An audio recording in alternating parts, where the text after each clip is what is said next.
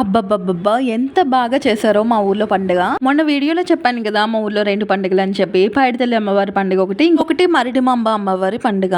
So, Paiditalli అమ్మవారి పండుగకైతే నేను వెళ్ళలేదు. ఈ పండుగకి మాత్రం డెఫినెట్‌గా వద్దామని అయితే అనుకున్నాను. పండుగ అయితే మామూలుగా చేయలేదు. చాలా బాగా చేశారు. సింపుల్ అస్సలకి ఖాళీ లేదు. మార్నింగ్ ఖాళీ ఉండదని చెప్పి నేనేమో ఈవినింగ్ వద్దాం అనుకుంటే ఈవినింగ్ కూడా అస్సలు ఖాళీ లేదు. ఈ బొమ్మలు ఉన్నాయి చూసారా? చిన్నప్పుడు ఇవంటే నాకు చాలా ఇష్టం. వాటిని చూస్తూ ఉండిపోయేదాన్ని. ఇదిగో ఈ అమ్మాయి ఉందే, ఈ అమ్మాయి మా ఊరు కోడలు. వీళ్ళ తోటి కోడలు నేను క్లాస్మేట్స్. కాకపోతే ఆ అమ్మాయితో కన్నా ఈ అమ్మాయితో బాండ్ ఎక్కువ. ఎందుకో తెలియదు, ఈ అమ్మాయి అంటే నాకు చాలా ఇష్టం. చాలా తక్కువ టైంలో బెస్ట్ ఫ్రెండ్ అయితే అయిపోయింది.